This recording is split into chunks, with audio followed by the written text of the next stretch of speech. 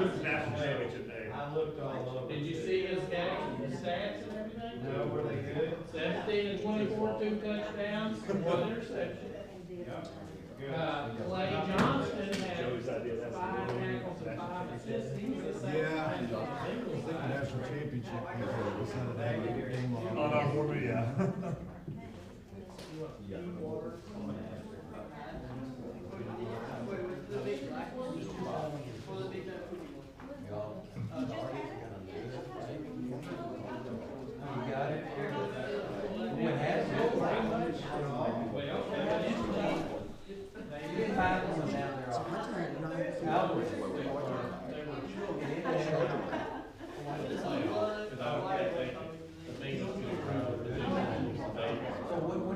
Did y'all have it for some?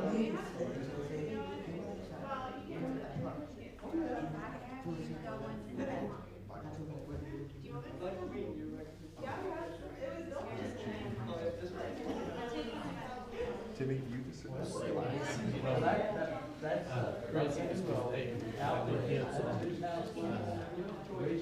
that their house? I'm everything. And usually we've had several. And we are looking at above Well, no, we don't. A beach entry is just solid, ours just steps down 6 inches to 9 inches.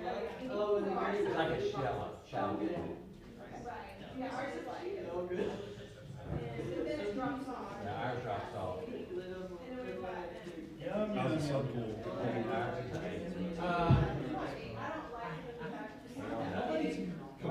You know, when the sub pool, the principals go down and Light, Vaughn, and Hager go down and fill in, then you know your sub pool's weak.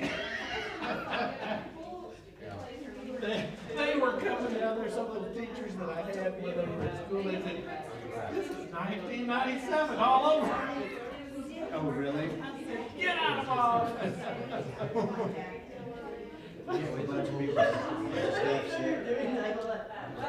Principals might never have a point. Now, that's not to say other places don't have a point. Ours too, but you know, I put a roll up in the labels for it. But That's a big part of it. I'll just go ahead and go out It's, here. I mean, it's all over the place. Deer, I have a deer feeder out there. Deer One right thing there. that My dogs seems good is that it seems like it's I put the kids, got salads bad, and I know some of them are having it bad, bad. just kind of these.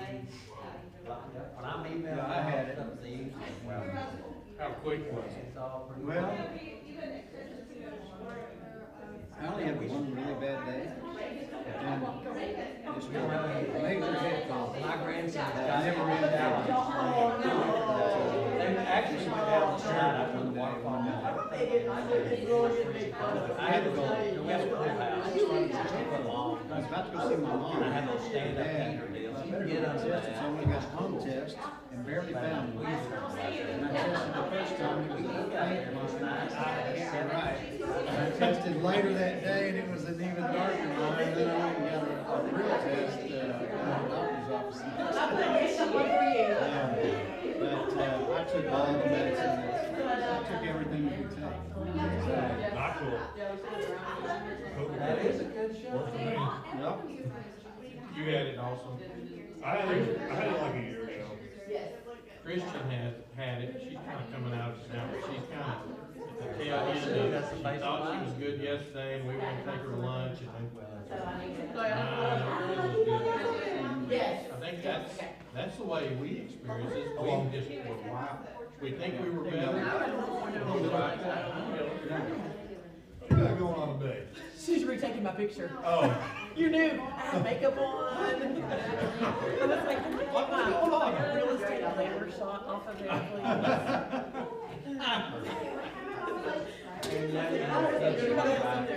And then when they See, get Cameron grown knows. and they did their grandkids, that My was daughter was But, just teaching my house. Said I I knew knew it something. was Oh, well, that's what we were talking about. She was like, we need to hire someone to come in. Yeah, we need to hire. You do just fine. Or, on picture day. Oh, but she twisted our arms and got us in there this year. I mean, well, maybe I don't go. Mine was still mine. I kind of felt like I needed to take It's all good. Portrait mode wasn't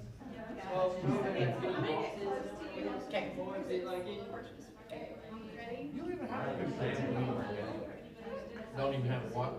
Dude, you don't have a can't do. You got a picture. Somewhere. I've got one, so I stand on a board, and they had somebody come in and take pictures, that's the picture I always use. I look about 10 years younger, because I was. Yeah. Like that. Okay, that's good. So if Karen ever, Perfect. picks the bucket, I'm using At mine. least don't look like you're. Whatever you always use the one that you're lighter and younger. You know what? She got a picture floating around that would be great. Oh, yeah, On a single print. there's a few of those out there.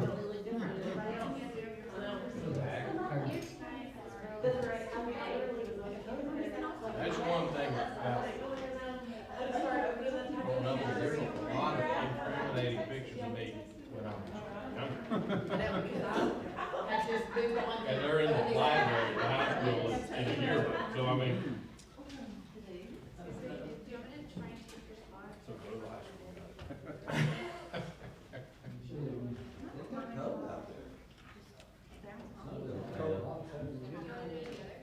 That's right, good. It's good to have one in case you have to do a resume too. I hear you.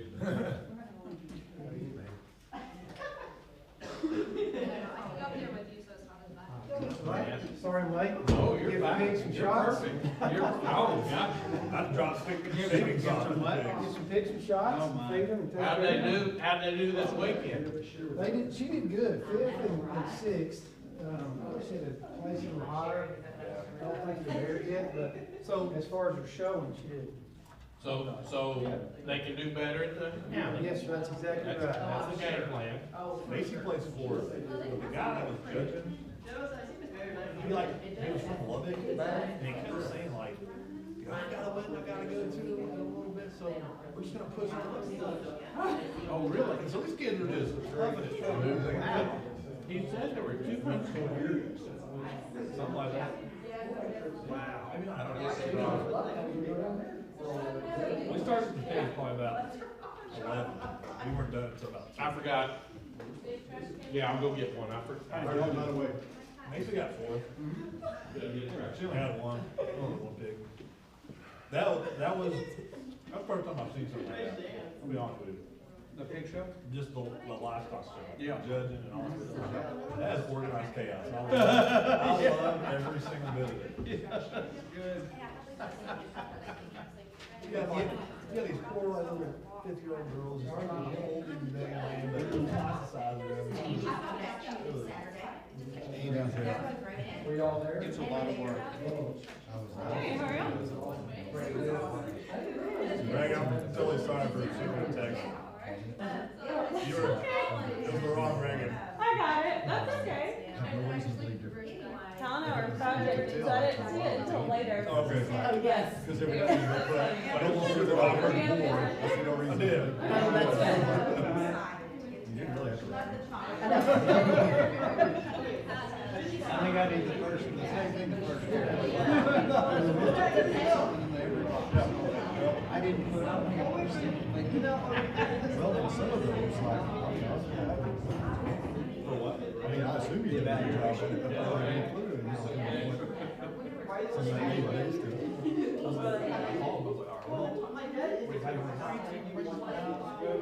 His house is in the mailbox. It's like one of the neighborhood now. Yeah, you know, so I was, so it's literally just there. One day, he pops up on his cross screen, it says Cliff Kingsbury, and he hangs up because he's talking to me. Absolutely. Didn't interrupt our conversation. Very nice. Oh, the screenshot.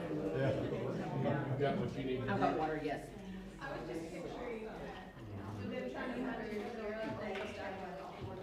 You ever seen that?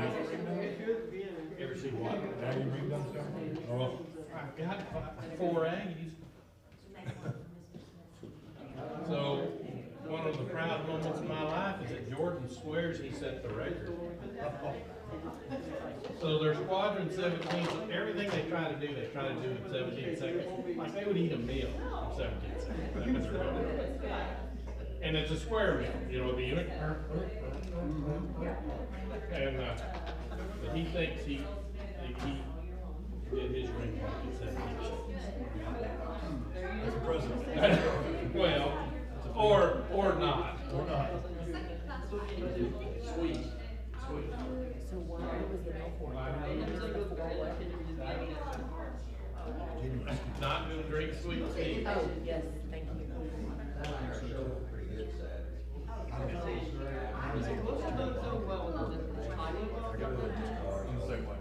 Yeah, I can No, imagine. today's Monday, I got it, I either did Friday or like Monday. I think I got it. Because we had lunch. Oh. They told me to start emailing on it, because I have community email, and it literally was taking me 2 weeks. And I was missing stuff, and I was like, Because we were having lunch. the email wasn't working. Yeah, let's talk about stuff that started at 7 in the morning. Me at 6, like, what? All that.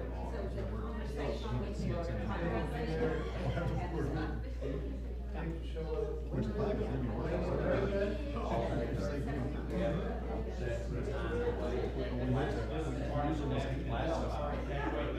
Because you can kind of get proud of it.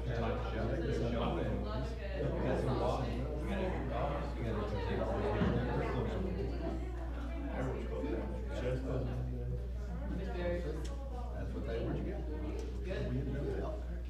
Yeah, 2.5 hours. Good. Wylie, she waved the last 500. She was really sweet. She knew. You were there? No. She was, her husband is someplace here, or he was, he finished in that program. And I'm telling you, she looks like she's sacrificed. She's got, she walked in. Her husband was a, I don't know what your previous story was, he was saying, he was out, they said he gets last down, she was having the 4 child. She told him it was like a month long in Texas, 6 months. Does anybody come with him? Oh, yeah. So he got up here, she actually came on FaceTime with him, so that he had there. So that young man is a barber. And, of course, we had met him prior, but Sunday we had, a lot of side issues with him. We went up there, to go to see Cory, our son. And when we were leaving, he was walking in, so we just said, I didn't see her, she said she was there.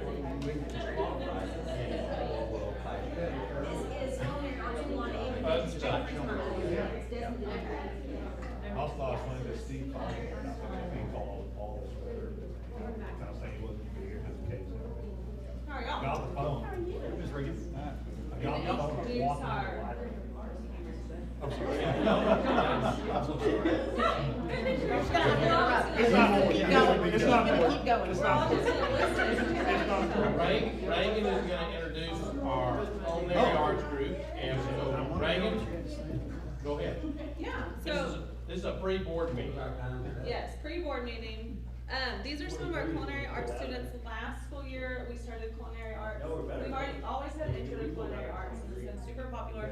Last year, we started culinary arts, and then this year, we had advanced culinary arts.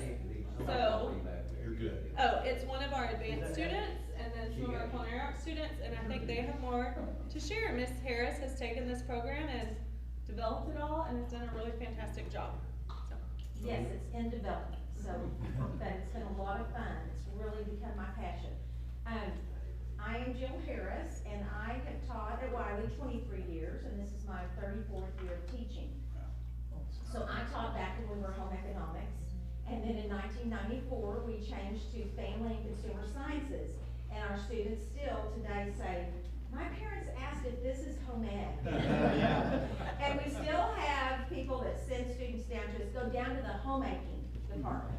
But we are family and consumer sciences, and we've been that for over 20 years now. And, so we've really tried to change with the times and get away from the old home ec idea of cooking and sewing. But we get to, in culinary arts, do a lot of cooking, but they do a whole lot more than that. They're learning all about the food service industry, and most of my students are probably not gonna become chefs. There's probably out of, I guess I've got about 70 or 80 students right now, and probably about 5 of them really show an interest. But it's such a great opportunity and a great career for them, and so that's what we're trying to get them ready for. And all of them are gonna eat, and all of them are going to cook, and all of them are going to need good nourishment for the rest of their lives. So we feel like these skills are things that they're going to take with them forever and ever. So they're going to tell you a little bit about our program. Like Ms. Berry said, we started with Intro to Culinary Arts, and then last year we added the Culinary Arts 1. And then this year we got to offer the Advanced Culinary Arts, and Avery's gonna talk a little bit about that. So I'll have each one of them introduce themselves, and they were all deciding who was gonna go first and what to decide. Okay, Evie? Hi, I'm Evie Chatfield. I'm in Culinary Arts 1, and I just want to say that one of the main advantages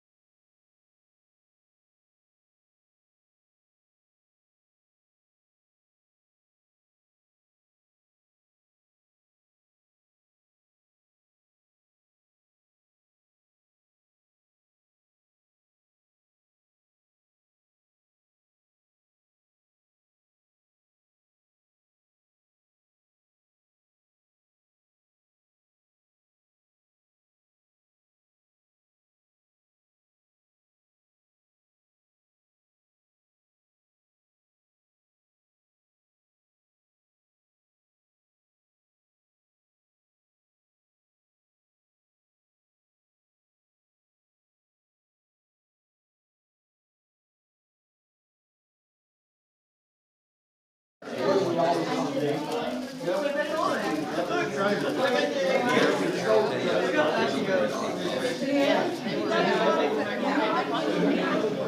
he feels like he's on the BT. Oh, he's on the big thing. He feels like They're it. all on there till I get it. And when I get it. Oh, and then, oh, yeah, then will you be on the C team? No, we're looking up back up and take it. Oh, okay, oh.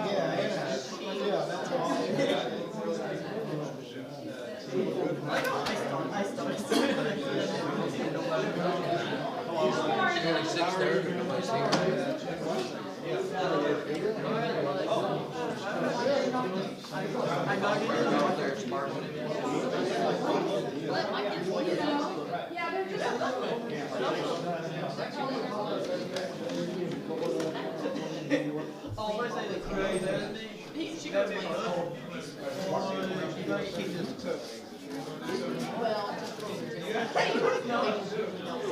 Not yet.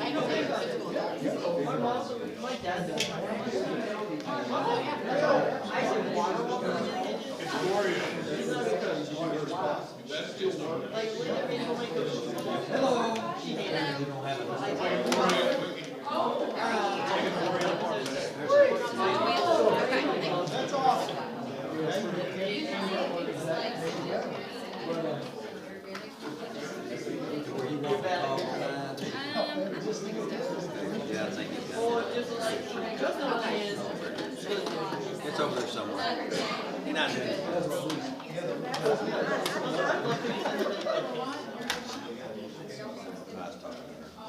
Mr. Haggard, somebody, but I don't think she wanted to call.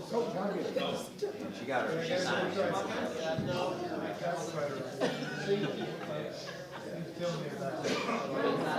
He's excited about his 475, whatever. He's upgraded.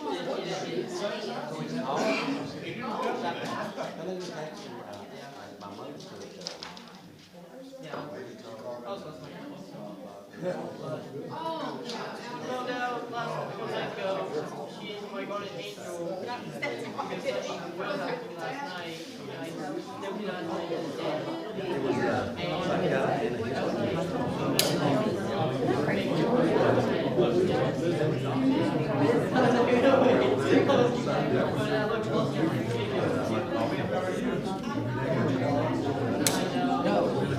for some reason I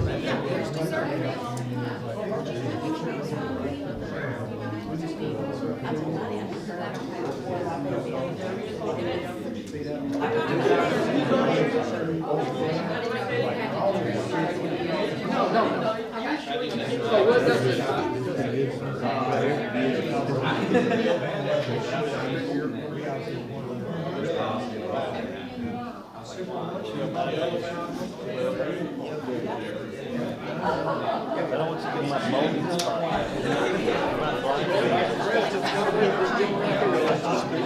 We got one speaker.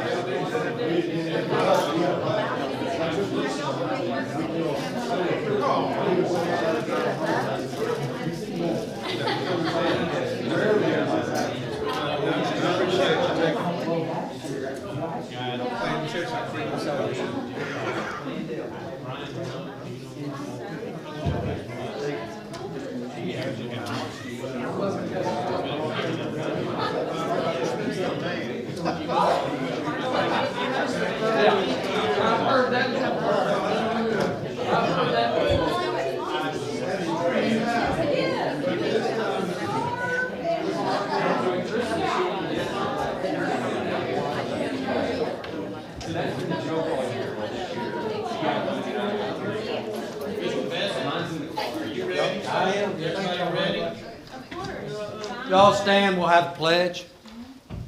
I pledge allegiance to the flag of the United States of America and to the republic for which it stands, one nation, under God, indivisible, with liberty and justice for all. Let's pray. Heavenly Father, we just love you so much. We're so thankful to come before you in your presence, Father. We are humbly grateful for that opportunity, Father. We pray for tonight that you give us wisdom, that you give us guidance, and we thank you for this wonderful district. Thank you for the administration, the teachers, staff, students, Father. Pray your blessings upon it. We pray for guidance and wisdom, and clarity in decisions that we make. We love you so much, and we are so thankful that for your Son Jesus and what he did for us, Father. Pray these things in his name. Amen. Amen.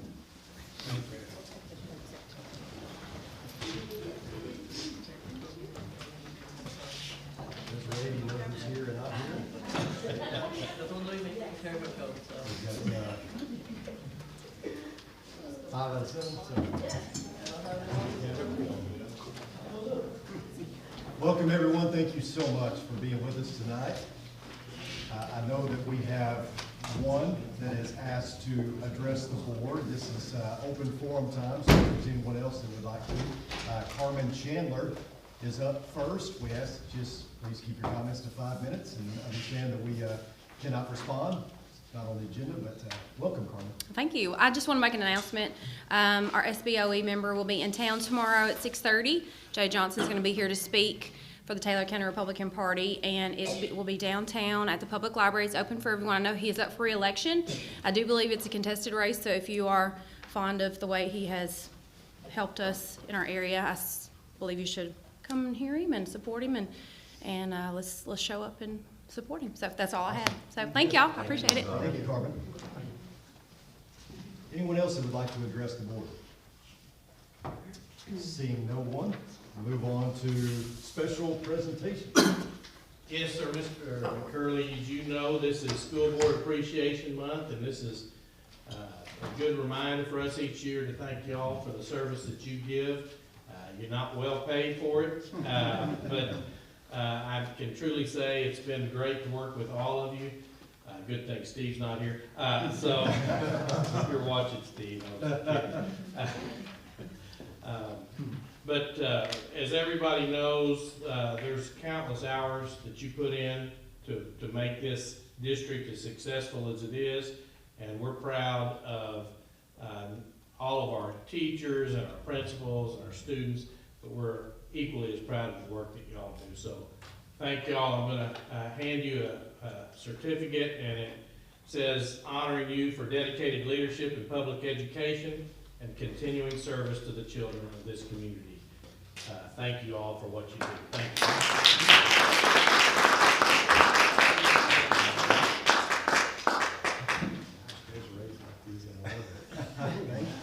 She's on it. She is on it. Thank you. Something for sure you got. Thank you, sir. Appreciate it, sir.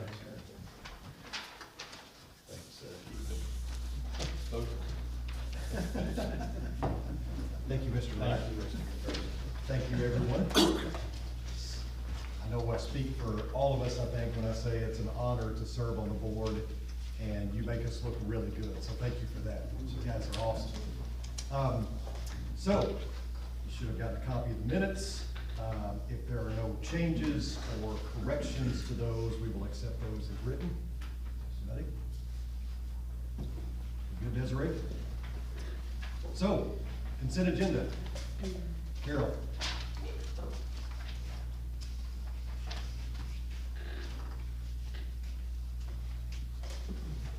See if I can get farther away. The big bills for your perusal begin on page 7. A lot of them have to do with opening up our new school district.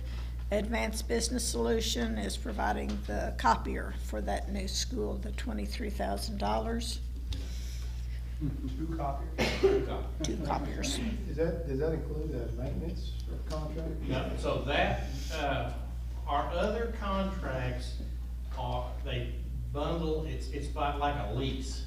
This one, after we looked at it, and I talked to a guy on the inside of the copier business, he said, if you can do it, go ahead and buy the copier. We have a 5-year agreement on the service agreement, but it is by the copy, and there's no included equipment costs in there. Yeah, we have one that's $16,000, and it's a lease kind of thing. So this, So let me say, this is a little new venture that we're trying with Mr. Bacon's campus, and I don't know, Mr. Bacon, it kind of is counterintuitive. It's an inkjet. The thought process there is copiers have so much heat in that fuser that that's a lot of the problem for the breakdowns. And so as we got to looking at the possible advantages, for us it's all about keeping them up and running. So generally it's about service, but if you can have less service calls, then that's better. So we're making a first run at it. Mr. Bacon's been using it a full week now, so probably a little more than that because you used it before school started, and I think they're doing fine. Yes, sir. Is this something that you're looking to, I know this is going probably not right now, but is this like something that we're looking at, see if it works to replace? I mean. We would probably never replace because you get in so far with them, once you get into a lease. But I have, our other vendor has been a great vendor. They didn't actually carry these, this style of I guess duplicators, what you might call it. It's not a true copier like Xerox is, but anyway, they have done a great job, and it's not anything that we were unhappy with them, but we are seeing if this might be a good option, and they may get into the business of that style of copier. So that is a big expenditure, but we won't have any big expenditures like that for the equipment. And then down the page, the Forecast 5 Analytics, 22,000, that's some software and some support we get for some of the analysis that we do in the business office, deals with demographics and other things like that. Let's see where we're at here.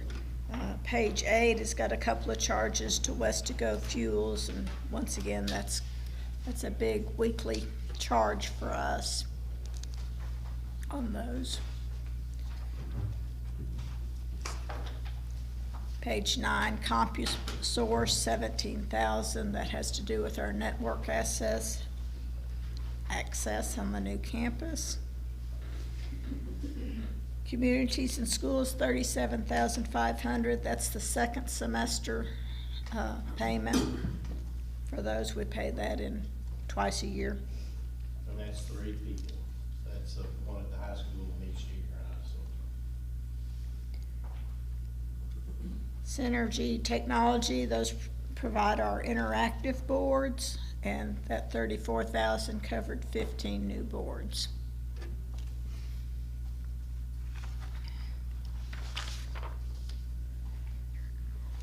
It's going to go on to page 10, Kibler Construction, Phase 2, 568,000. I think that'll just get us almost complete with that contract.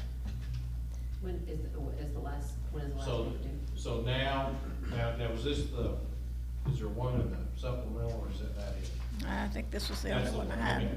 We have the retainage on both phase 1 and phase 2 that we're holding on to right now. So, but they are, I mean, they're being responsive on the punch list. So I think that'll be on the next month's bills. And then Labatt Food Service, 121,000 is kind of where we've been running with that food service vendor.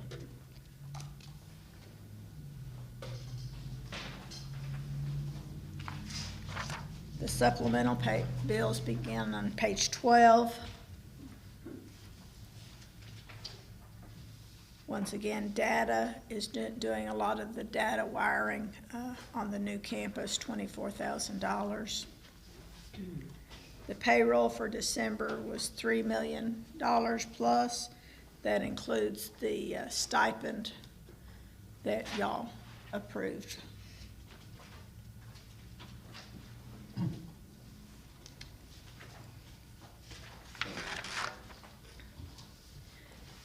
That's kind of it for my explanation of the bills, unless there's some questions in those.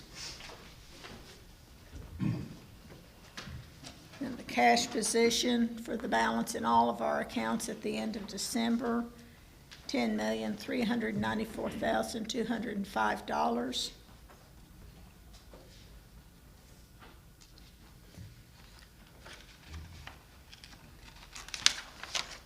And the next page, page 16, is the expenses through December 31st. And the majority, the grand total percentage was 41, almost 42% compared to a year ago at 26%. But a large percentage of that falls in the construction, the line 81 there. Page 17 has got the revenue. The first line, 5711, is down a little bit compared to the previous year. That's mostly because of the timing of our tax deposits. We had about $10 million that posted with the tax office on the 31st of December, so it wasn't able to get into our bank until January. So you'll see those numbers come up quite a bit next month.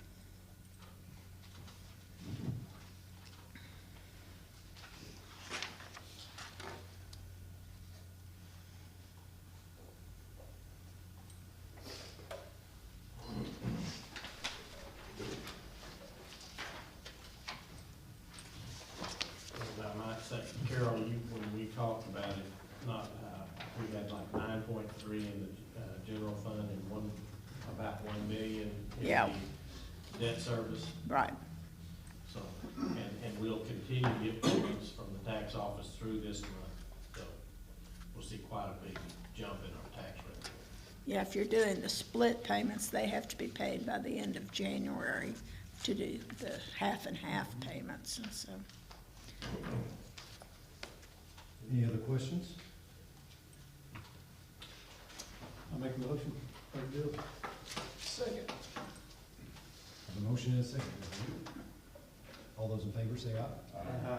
Opposed? Passes unanimously. Thanks, Carol. Thank you, Carol, for all the hard work you do. Consider waivers, 2021-22 and 22-23, 23-24. Yes, sir. So that came up as we were working on our calendar for next year. And I would just say that these are standard waivers we asked for. We talked about the waivers with our advisory committee, and you'll see let me just go through the different waivers. The first one is to modify the schedule of classes for students who are not being tested during the STAR. And what they will do, mainly at the high school, is you will have the kids who are testing come to school at the regular time, then they'll get them testing, and so they'll limit the number of interruptions the other students don't report till later in the day. So that's that first item. The second item is we use a program to disaggregate student data called Dmacc, and when they first were devising the legislation, I believe, as it is, they talked about the Texas Assessment Management System. Well, that is one way you can disaggregate student data, but we use Dmacc, so we've got to request a waiver to use Dmacc. The next one is that we request waivers to limit the number of foreign exchange students to 5. And the reason that we have done that is that we have found historically that those students, even though we've had a lot of good experiences with them, there is a lot of additional work with foreign exchange students. You don't always know that on the surface, but in the background, the counselors have to do a lot of work, and it's pretty cumbersome for us. So administratively, we like to limit that number, and you've got to have a waiver to do that. What was it before, the number? We have held it at 5 for a long time. I'm going to go Desiree, she's right. She was back there a little bit. How long have, I can't even remember. Aaron, were you around when we were started limiting that, or? Yes, I sir. think I was at the high school, it was 5, I'm pretty sure. That's correct. Yeah. So, you were in the counselor's office, so you knew the. Yes, sir. It's a lot of work, and so, anyway, the counselors had requested that years ago, so. And then the last one is where on our calendar, we're able to, train staff on various, topics, and you can get a maximum of 2,100 minutes. That's basically 5 days. And remember, we don't, in the calendar, we used to talk about days. Now we talk about minutes. And so 420 minutes for a day, that allows us to have, on our calendar, you'll see them as a green day, and that's where they actually come to school. The staff, the students don't come to school, and we train them. The other days are gray days where they have an alternate opportunity, and they generally get that in the summer. But we might have, for example, this year, Mr. Hagler's got quite a few teachers going through and administrators going through the Texas Reading Academy, and that's a lot of time commitment, so they can be working on that as well. I think Mr. Boone's working on it right now. Oh, Mr. Boone, good job. Literally right now. Now, you don't have to, Mr. Boone, you don't have to talk about it, we know how you feel. I'd like to, but I won't. Yeah, we think it's really important we give our teachers opportunity and time to participate in the Reading Academy, because it is very time consuming. So if we can give them a couple of days during the school year, that'd be very beneficial to them. So that's what each of those are about. And so we would request that we approve those waivers as written. Cameron, this is pretty standard stuff we do about every year, and they kind of vary in what we're asking for. Anybody have any questions about it? No? I move we approve waivers listed above for the 2021 to 22, then 22 and 23, and 23 and 24 school years. Motion and second. All those in favor say aye. Aye. Opposed? Passes unanimously. Looks like we got some principals reports. Yes, sir, the secondary folks, Mr. Goodenough popped up real quick. Hey, good evening, everyone.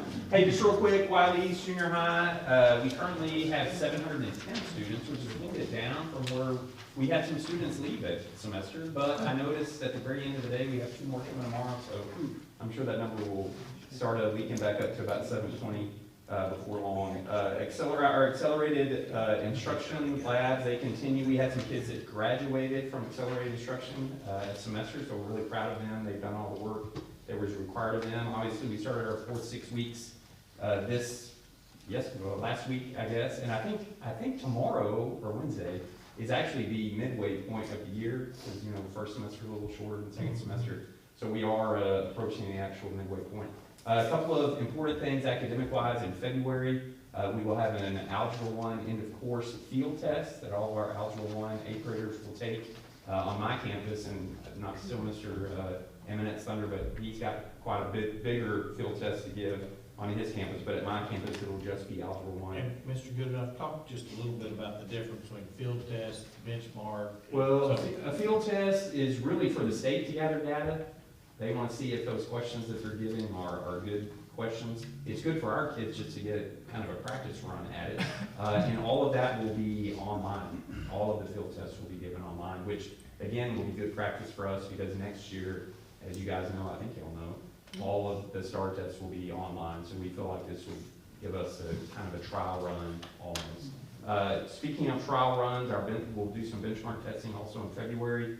We try to run those very STAR tests-like, again, to give the kids not quite as long as the actual STAR test, but we give them some practice, give our campus some practice on how that's going to look.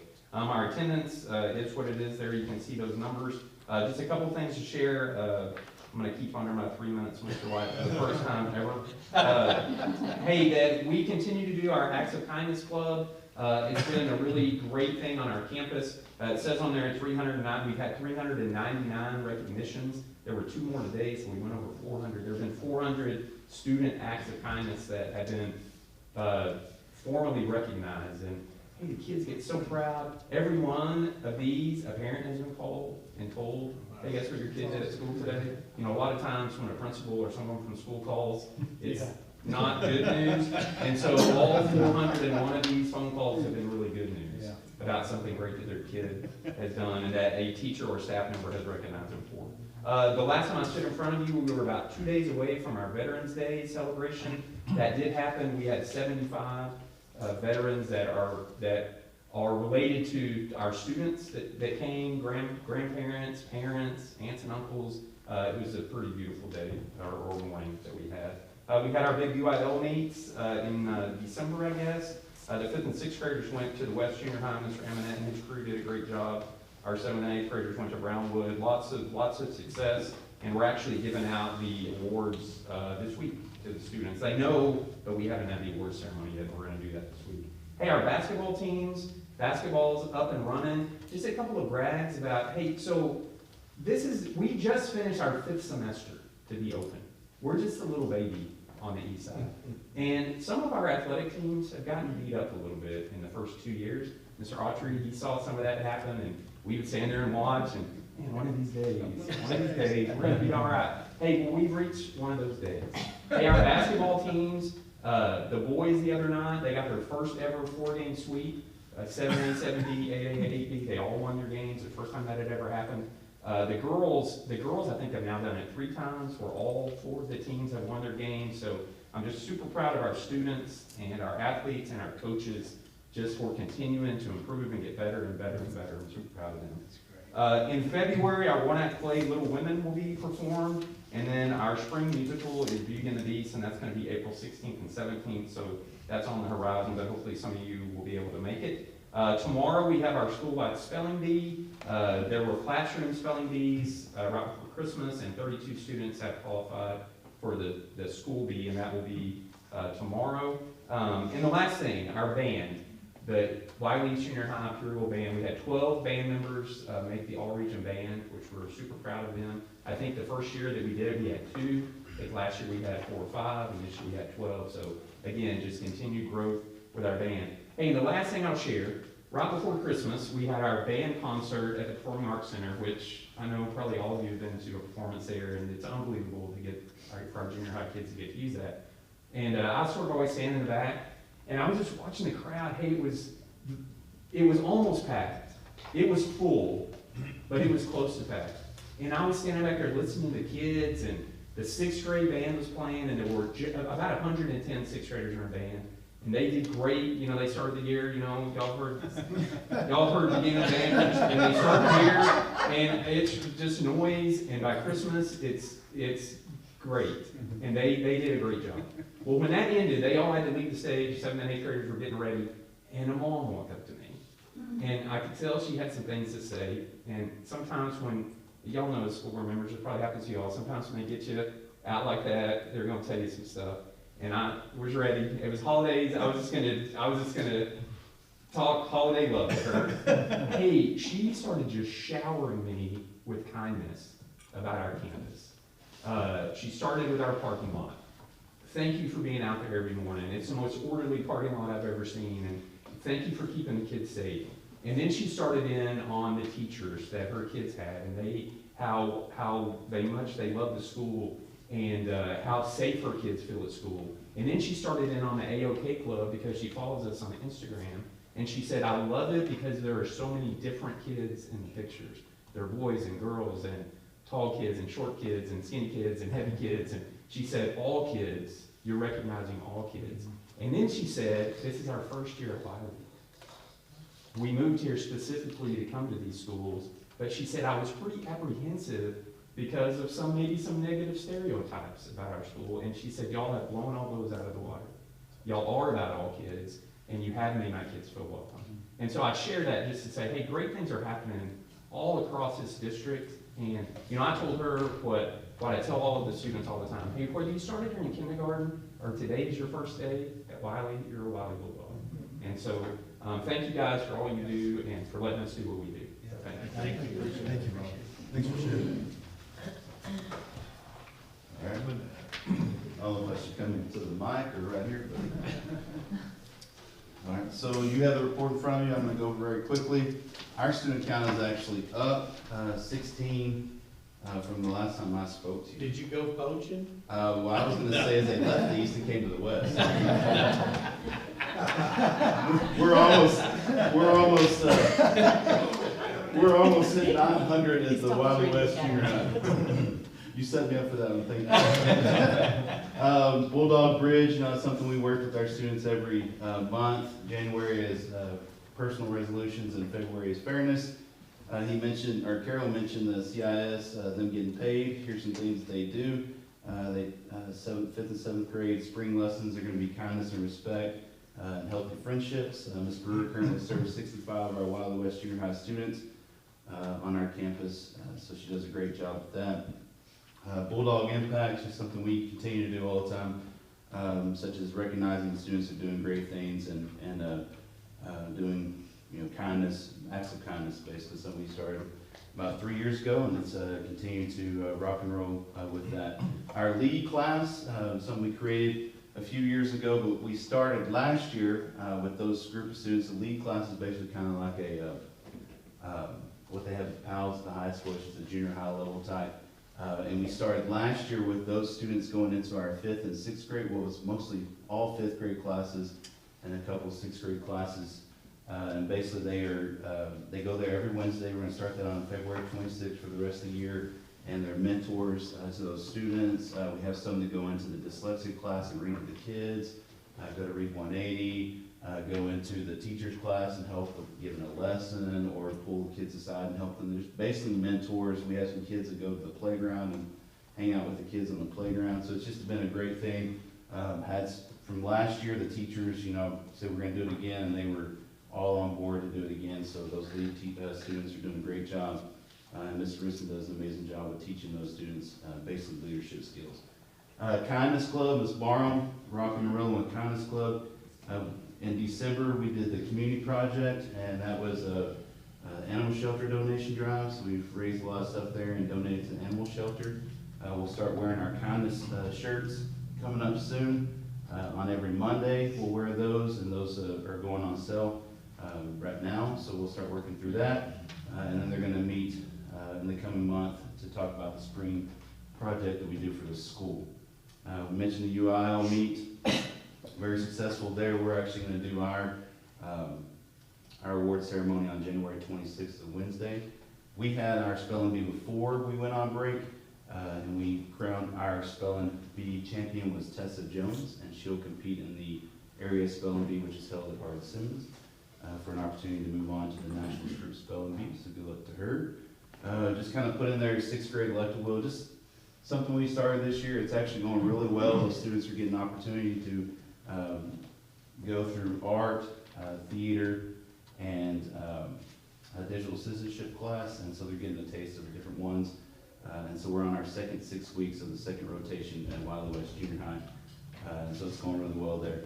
We will do an RAL field test, or English field test, basically, in February. Looking at February 9th for that. That's going to be all 8th graders, so we have 244 8th grade students that will be receiving that field test. It'll be an online field test, so again, it's something that we're going to be working really hard on trying to get prepared with having Chromebooks and technology to support that. And then we'll do our spring benchmarking schedule for the week of February 22nd through the 25th, and that'll get more data for our teachers to know who needs to have tutorials and all that kind of good stuff. Athletics, basketball in full swing. We'll finish that up. Tennis and golf and swimming are in their spring semester, and then after basketball, we'll start track. We had a theater production before we went on break. Singing in the Rain Junior was a huge success. So they did an awesome job. Ms. Hayes, Ms. McClellan, and Ms. Berganis all worked on that. And then we'll do our UIL performance, The Lion, the Witch, and the Wardrobe. That will be coming up. They are doing callback. Our callbacks were today, so we're working on that as of right now. Our band had 13 students placed in all region band in December, and now preparing for UIL. Choir's preparing for UIL. I started something, sub of the month, just recognize our subs. We had 2 subs that were huge, very huge. All our subs are amazing and do a great job, but In November, I want to recognize Joyce Darden. She came in and took over for kind of a long-term situation in functional academics. It really helped us out tremendously with the teacher out after having a baby. And then December, Regina Penny. Man, I'll hire that woman right now. She wants a teaching job. She's a certified teacher, but she's kind of staying at home. But she came in, took over the third 6 weeks of a math class of all things, and really did an awesome job and made that so much better. And I think a school board member that would agree with that. But awesome job. Those ladies, I want to recognize them and thank you and appreciate our subs and everything that they do. Any questions? All right. Thank you. Thank you all for everything you do. Thank you. Appreciate you. Appreciate you. Alright, I'm gonna fill in, and I was given strict instructions to keep it under 3 minutes. Really threatened, so I'll go quick. Filled in for Mr. Smith. First, happy Board Appreciation Month. Thank y'all for all that you do. Our total enrollment is 1,364. This morning we had a fun send-off for our speech and debate team as they went to state and congressional state. We swept the top 5 places in Region 14 congressional debate contest.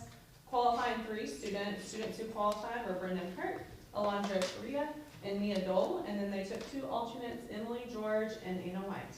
Wylie High School Speech and Debate also qualified 30 students for the NSDA Tall Cotton Regional Contest in February. And they just keep rolling from speech and debate into other types of debate, more debate than we ever knew existed. And then many of them get involved in one-act play, and they stay real busy all the way through May. This past Miss weekend. Mary, that's Justin Holland, right? Justin So Holland. the gentleman that y'all usually see here, Yes. he does all the debates. So He does. Yeah, He's he's the main. The local stock show is this past Saturday, and it was really successful. And then the Taylor County Stock Show is coming up this week, the 12th through the 15th.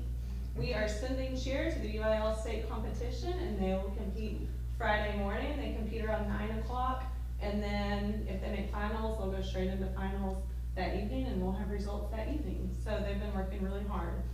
The TMEA All-Region Band Competition will be held this Friday as well. We had 19 students qualify, so those 19 will be competing this week. It's the Texas Music Educators Association. Yes, thank you. Steve always tells me to share them. To help with the acronyms? Yeah, help with the acronyms, there's Okay. a lot of them. Girls basketball started district play this past Friday night against Lubbock Monterey at home, and they'll continue tomorrow night against Lubbock Coronado. And then boys and girls will go to Lubbock Cooper Friday, and that will be the boys district opener at Lubbock Cooper.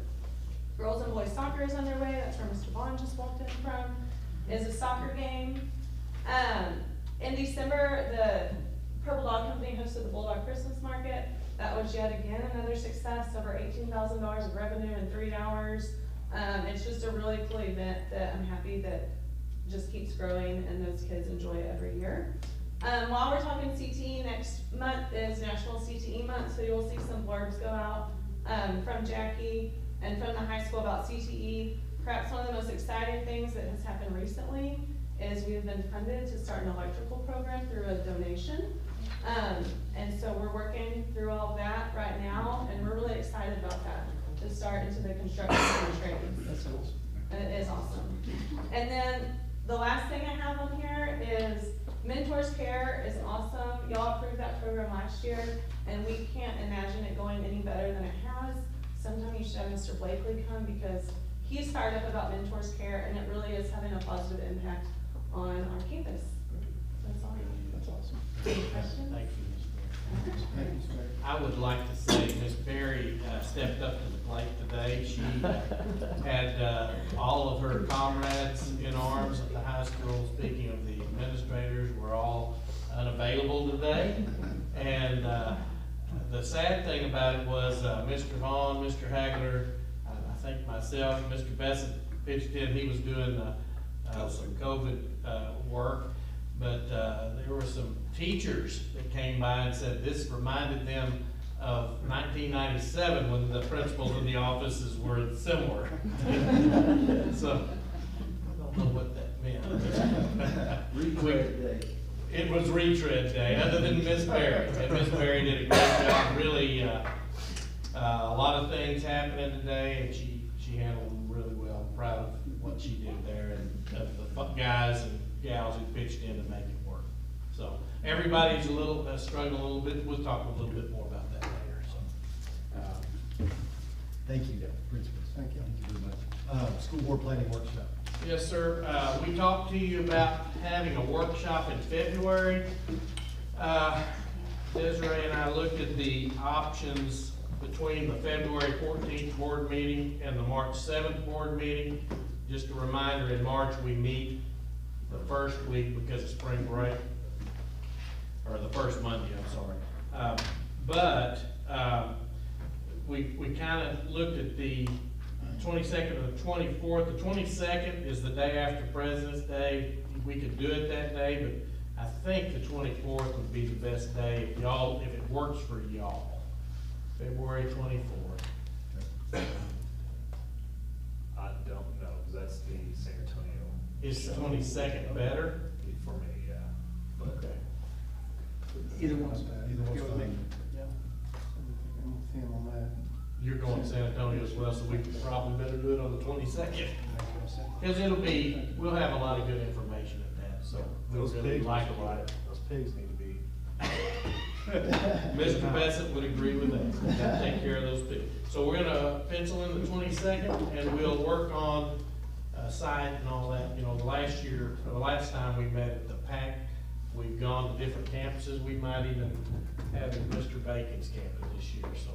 Normally Yes. starts. Come on. Is that right? Come on.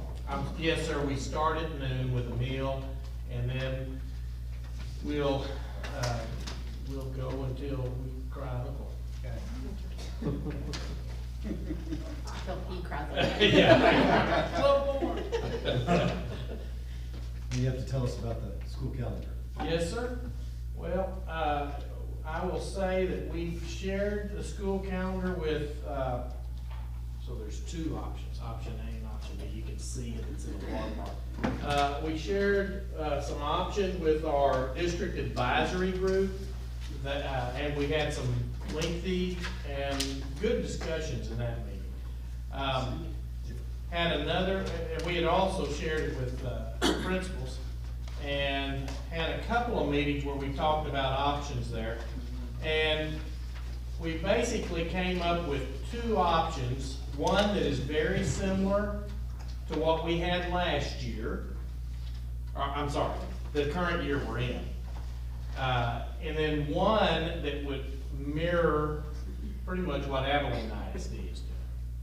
And so what I asked everybody to do is to give me Jackie put out a real quick survey, thank you Jackie, where she included both of those calendars.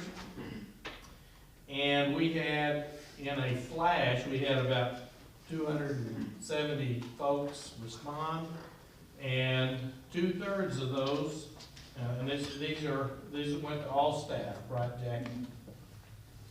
2/3 of them chose option B, which is the one that mirrors Abilene ISD's calendar. I did have a mistake in calendar B.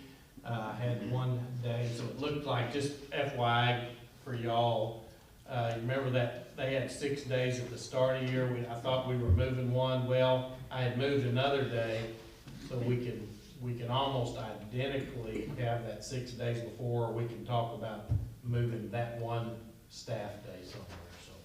The biggest difference, Christmas, is that what The it is? big difference is Christmas. That was the crux of all the questions. So, the way this year, the last day before Christmas was 17th, am I right about that? And next year it was gonna be on the 16th, so we just keep getting farther and farther out in front of Christmas. But then if you go into the next week, you can't go all the way to Friday, and so that's that 21st. And so some of the things that I think y'all heard was that they just thought later, having that extra time after Christmas was better. Y'all. A couple of people said to me, it's like, we get out, and you have about, what we did this year, you have about a week before Christmas, which I always thought was a great thing, but I think they thought, you rush to get there, and you rush to get to New Year's, and then you go right back to work. And it's like you didn't really have, I mean, you were out, but, you know, you were busy. And I think they like that thought of that time in January where Christmas and New Year's are over, and then maybe they can, you know, unwind for a minute before they tackle semester 2. Plus, everyone on that 19th through the 23rd is, you know, still hustling when it comes to work for a lot of people. Right. You know, that's definitely true. One other thing that we felt like we wanted to do was when, I think, in the Abilene calendars, they're coming back on that Monday, the 9th, is that what it is? Is it the 9th? And we're gonna have a work day with our alternative, staff development day. So our staff will come, we get to count the minutes and, get ready for the next day.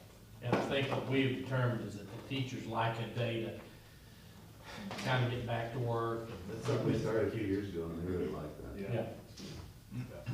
So, we're not ready to push that into your lap to adopt it yet, but that's where we are right now. That's good. I like the surveys. Thanks for doing this. Yeah, that, I'll be honest, Desiree and I were wrong on that. We were betting on A, we lost substantially, so. Actually, in the staff meeting the other day, Mr. Gooden foreshadowed that one with B, so. All right, and, school board election. Yes, sir, we're having the school board election, place 1, 2, and 3, Mr. McCurley, Mr. Autry, and Ms. Loudermilk are up. First day to file is the January the 19th, and the last day to file is February 18th, school board elections in May 7th.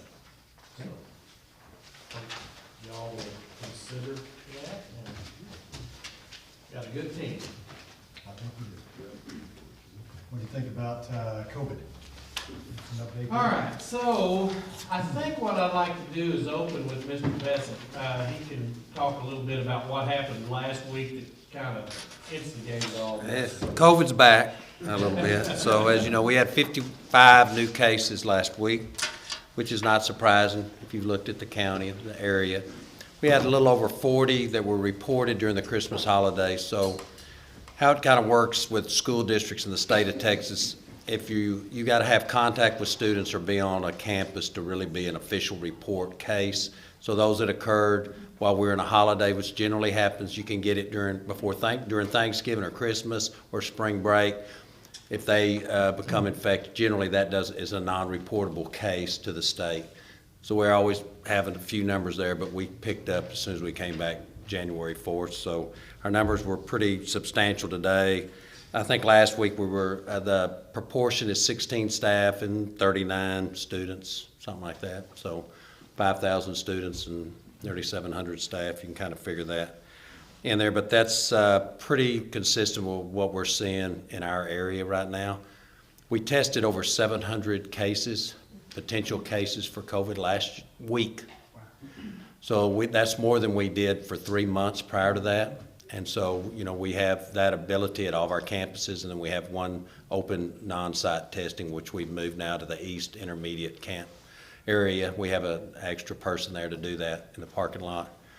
And so now we actually go through vendors for that test, and tests are at a shortage, as you know, home tests, doctor's offices, et cetera. We have a vendors list. They've expanded that last week, and we've had a little over 1,000 more ordered since we came back from the holidays. We really couldn't order prior to Christmas because we don't have any delivered. They don't deliver to the school district during that time, so there was no place for them to be out of the weather. So we had to wait till January 3rd to order, and so we got those in, and we can have those overnight. We're just waiting. They have the test. They just have. There's so many districts ordering that we have to go through the processing. And so hopefully we'll get those this week, but we do have tests available, and we're doing that right now, so that's not a problem. Friday, we had a change in our guidelines from TEA and the Texas Department of Health Services about our COVID protocol, specifically staff only. So as you know, you've seen the news, and the CDC had some different guidelines came out which pertained particularly just to adults. And so we're regulated by the Department of Health Services here in Texas. We're still under emergency proclamation for COVID, so they kind of have the supreme word, and that's who TEA defers to and works with. And so our change came on staff and changing the time from a positive case from 10 days home, fever, improvement symptoms and fever-free, you could return on day 11 to 5 days. And so we put that into effect. Jackie changed our protocol that our staff had. We sent that out this morning, and it's now be on our website. I think she does a good job of explaining that. And, it just shortened that time. I'm not gonna, everybody knows, that personnel becomes an issue when you have a high number of cases. And so just like you saw our principals go to work today, our superintendent's filling in for principals. That's what we've done all along. We did it last year. That's what we're doing now. In the cafeteria where, I did an interview today, and that's what we talked about. Everybody pitches in. Our teachers are cleaning their classrooms. We're doing everything we can to keep our teachers in front of kids, and all that other stuff, we're gonna handle it. So, Mr. Light drives a school bus, he worked the parking lot, he does all that. So that's what we do, and that's how we're gonna make it. We just fill in and we figure out a way to make it work. That's just what we've had to do since March 9th, 2020, so that's how we're working. Our close contact, we had a little bit of change in the protocol there. It just really, that infectious period went from 10 days to 5 days, and so we had to rerun that, but you can look on our website and see how that changed. We think it's going to get people back in the workforce a little bit faster, maybe. But students are still at 10. Students are still at 10, and so there's a chance that could change. So, there's a lot of implications when you start to change that. So, first of all, that CDC guideline really didn't cover minors. That was an adult thing. And it didn't give anybody the power to change that. So that was, and there were some other issues, mask included. And so we're under no mask mandate also, as you know, in the governor's order. So there's some things to consider. I think they're working out those details. We think that there's going to be some changes in the student this week. But they were putting things together for staff as of late. This Zoom conference we had was late Friday. Yeah. So. Let me just say, the original conference with the commissioner was set for Thursday. Yeah, and they didn't have it done. Canceled that. Then on Friday, we had it at 3:30, and as we're coming on at 3:30, they're not ready. I think they're in the background finalizing things, because he actually finally came on about 10 minutes late and said, we're working on this right now, and then he covered a few other things, and I think that, I'm not a virologist or a doctor, but I think they're trying to decide what is that true infectious period for a minor, for our students. And so is it 5 days? Are they really clear? Like, that's really what they said about adults, really 2 days prior to signs or symptoms, and for that first 3 or 4 days, and then after that it's tapered off with what we're dealing with now. And if they can stamp that on our students and say, hey, that's 5 days, if they got improvement symptoms, they're not running fever for 24 hours, they're safe to come back, put them in school. So that would get them back in, quicker than that. But that's all governed, dictated by the Department of Health and Human Services. So. Not to go down the rabbit hole too much, but in terms of I didn't see it on that public health guidance that dropped, but did they define what fully vaccinated means in terms of the 5-10 day rule? Yeah, well, what they said, just on close contact was that you don't have to if you have a close contact, which is immediate household, or the state or that Taylor County Health Department deems you as a close contact, and we deem it as somebody in your immediate household is positive, then our staff only, just staff, not students, would have come back and we test every other day for, now it's 5 days, because it's not a 10-day infectious period. Or if you've had all recommended vaccinations and boosters, or you've had COVID within 90 days, you're exempt from the testing. You can come back. That's our employment policies. You can come back, but you follow one of those criteria. So, but if you've had COVID within 90 days, you don't have to test either with that close contact and immediate family. So that really wasn't in there prior. That was a new thing that came out. They finally, I don't know why they didn't include that in the first time we went through this, the beginning of the year, about the 90-day At one time, it was 60 days, and now they've increased it to 90, so. So, question, so if we're still requiring students, so this may be, this is a very question, I don't, and you may not Right. answer this too. If we're still requiring these kids to stay home 10 days, because I'm sure this has been asked, and maybe, like, how is this affecting, like, their exemptions, I mean, because on other, I mean, that seems like if it's still required, that seems really extreme to not let them, I mean, you know, it's not like Well, I can tell you, probably the people to ask would be Mr. Hagler and Mr. Vaughn. They've dealt with this so many times. But I will say this, you know, if you have almost anything, you're gonna exceed the number of absences. I think, isn't it 3? It's 4. It's 4. It's 4. Like in a normal one, like you have strep, it's 24 hours, you know, whatever. Normal one you could squeeze in, but we're requiring them to stay home. Yeah, and that's a state requirement. Right. Yeah, So it's Mr. Vaughn, not. I'll let you kind One thing echo. is, of course, this was a challenging one before COVID ever came around, because you have a deal like the example we always use is Nick Pruitt's boy got bit by a rattlesnake. You know, he didn't plan on that. He's laid up. While he was at baseball practice. Yeah, at a school function, and therefore he became non-exempt. Because what I tried to get across is it's not a punishment. It comes across as it being a punishment if you become non-exempt. But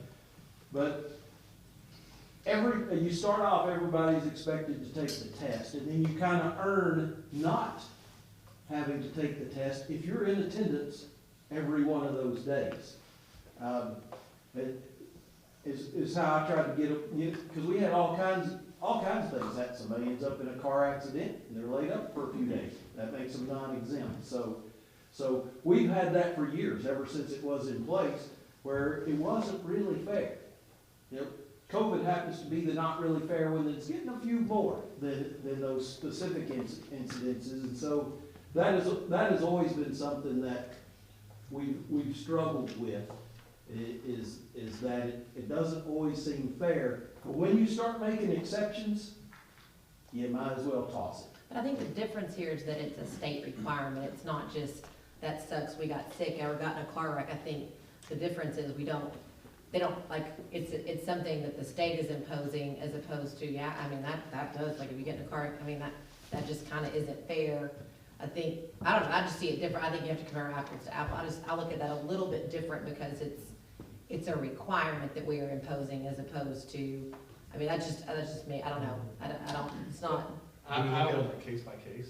No, that's what he's saying, I tell to you not- what, can't if you do tried that. to do that, it Yeah. would be a nightmare. Yeah, once you get into say, well, the COVID ones are good, but then the one that misses because of a rattlesnake bite or whatever, or say, well, what's the difference there? So The Once it's flu, the required. exact same symptoms.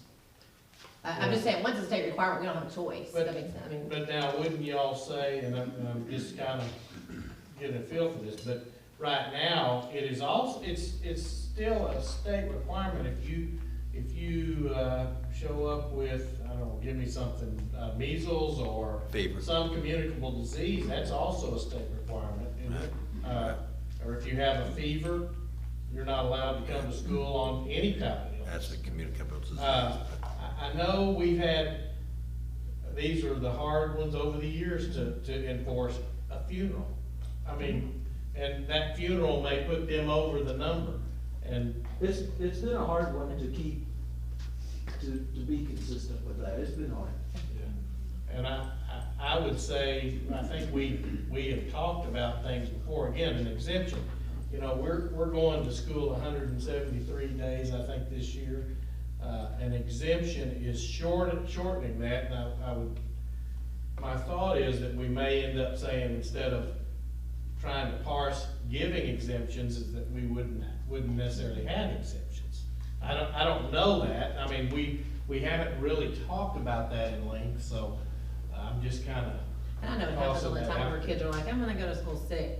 But if you're if you're really talking about trying to get these kids to not to go to school with COVID, not being sick, I mean, for 10 days. Plus you're having to get a test.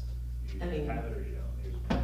it seems like you're gonna send a lot of kids to Oh, sick. there's happens no not doubt, yeah, we've talked about the perfect attendance award, which we're not gonna be doing that, and, the exemption, we've talked about that, not in any length, but, The easiest thing is just do away with exemptions, and everybody takes a test, you're gonna have to take a test in college, so that's the easiest thing. But at the high school level, that's the one true motivator to help your attendance, because, you know, the trinkets and stuff that work in the lower grades, that, hey, if you have good attendance, you get this prize, it doesn't work for high school. But, so that exemption thing is what works for high school, so that's the only reason it has to be in place, is that is actually a motivator when nothing else really works. But that's the way you can make it fair and solve it, and just do away with exemptions. Reagan, last year, as far as exemption goes at the high school, Last school year, we didn't count absences. you just did grades, is that right? We just did grades last year. And we allowed both semesters, 9th through 12th graders, to be exempt. And then this past semester, we went back to the way that we had always done it, where we increased to 4 absences. Okay, that's an increase. That's when we increased to 4. And then just seniors last semester, and then this semester will be 9th through 12th grade. And we count all absences, whether it's medical absence, and so that's what, Mr. Vaughn is right, is that if we open the door to start taking it case by case, then that's what we'll be doing, you know, constantly. And so we count medical absences, we count, if they're not at school for any reason other than a school absence, then it counts against their exemption. Like UIL type stuff? Yeah, Right, UIL. like if they're on a school trip, we call them Z absences, cause that's how they're coded. So that's a good question. We really hadn't talked much I mean, about it's a that. talking point, but we would lean more towards doing away than starting to make exceptions. I would say I think that's where we even would- prior to, again, as Mr. Vaughn said, prior to COVID, some of the hardest things they did at the office, and often felt like they wanted to do away with them, was keeping track of absences, because they'll come back and argue an absence, and Which is why we don't, even accept medical, because we would start having notes, and is this a real note, and we need it back I to the just doctor's foresee this office. coming, I don't know, like if I mean, it's, I feel like, I mean, now that, it wasn't a problem when there was no uptick, does it make sense? Like, I Right. mean, everybody was in the fall and, you know. how did we do on numbers, of exemptions, or did y'all look at that, have a chance to? As far as like aggregate the data of it, Yeah. no. Most of the kids I mean, take we the didn't have any exams? issues with it, I mean, it's grades typically that will keep kids from getting exempt whenever you start allowing, and it was just seniors last semester. Seniors are only there 5 So class periods. everybody else took the test, period. Right. Yeah. Mhm. So it's a lot smaller number that we're dealing with. Well, I think maybe we revisit that when Mr. Smith Sure. gets back. Sorry, I'm not, like I said, not to go down a route, I remember. Yeah, I do think that's a real issue. It has been a It hard is, one for I a know. while. Yeah. Yep. Sorry. I don't do absences, I just do COVID. As y'all saw, something Mr. Bessie alluded to is our numbers, so y'all have a copy of our numbers there. And, you know, again, I would say, echo what Mr. Bessie said, staff is the biggest issue, and so I know Mr. Amonette was down to 2 custodians today, Yep. and that's the challenge. We're living the dream there. So, you know, there's a cafeteria, as Mr. Bassett mentioned, you know, there's certain things that really can put the squeeze on you, but, as of this point, I think that everybody have classrooms in good shape. I think Mr. Amonette talked about having an aide cover for a teacher. No, that's incorrect? No, that's correct. Okay. We had people all over the place, but we had it covered. And everything covered. Yes, sir. So the sub pool's pretty How's the dry sub right pool now. right now? Yeah, it's pretty dry, pretty dry. It's thin again? Well, I mean, I There's a lot of gather names, but they won't, they gotta take the job when they get the call, the automatic dialer. You know, they have an option of taking the job or not. So the pool is large, but The pool of ones that actually pick up the phone and accept the job appears to be pretty small. Right. Okay. Thank you, Mr. Davis. Thank you. Thank you, sir. Thank you, Mr. Reed. All right, construction update. Yes, sir. So as we mentioned, Mr. Bacon opened the campus this past week, and I think it really went well. I can't even imagine it going any better, and part of that had to do with how prepared Mr. Bacon was. The staff was really prepared as far as where they were going. They're getting their classrooms ready. I'm just really proud of all the staff of the work they did. And the Kibler is still working. I don't know if Charlie was actually there. I know he's in and out, but He usually comes in the afternoon. They're working on a punch list, so he stays out of our hair during the day, and then right about 3:30, 3:45, he shows back up, and some guys will start getting it till about 7:30 or so, 8. So they're working really hard getting that punch list. So. And again, I'm really proud of what Mr. Bacon has done. I think everything is going well over there, so proud of all that. The other thing that I would mention is that our lighting projects are definitely underway. We signed the submittals during the break. Can't remember what day that was. I asked the project manager to give me a call to kind of give me some timelines for y'all. I would, backing up to when we first were really talking about it, if you'll remember, we were talking about them possibly being ready by the start of baseball, but just to make sure, we didn't actually approve that until about a month later. So that isn't gonna happen. But right now, they have the pole bases that have been shipped. They should be delivered on the 14th, or the week of February 14th. And they do think once everything is here, that it will be a fairly quick process. I was on the phone with the project manager and Taylor Electric. Of course, there's some load issues that they have to work through on the electrical, and Taylor Electric felt very confident that when they're ready for the power, it'll be there for them. So I'm gonna guess it's somewhere in early March that we'll have lighting. And I do think, they did tell us that they would target baseball and softball first, so that'll be the first thing that they're through with. So I think everybody I've talked to is really excited about it. I have talked to architects in regard to possible options at the high school, conveyed y'all's thoughts on that, and that'll be something I think that we'll talk about more fully at the workshop. So that's all I have. All right. Thank you guys for being here. You don't have to go home if you can't stay here. Thank y'all. Thank you.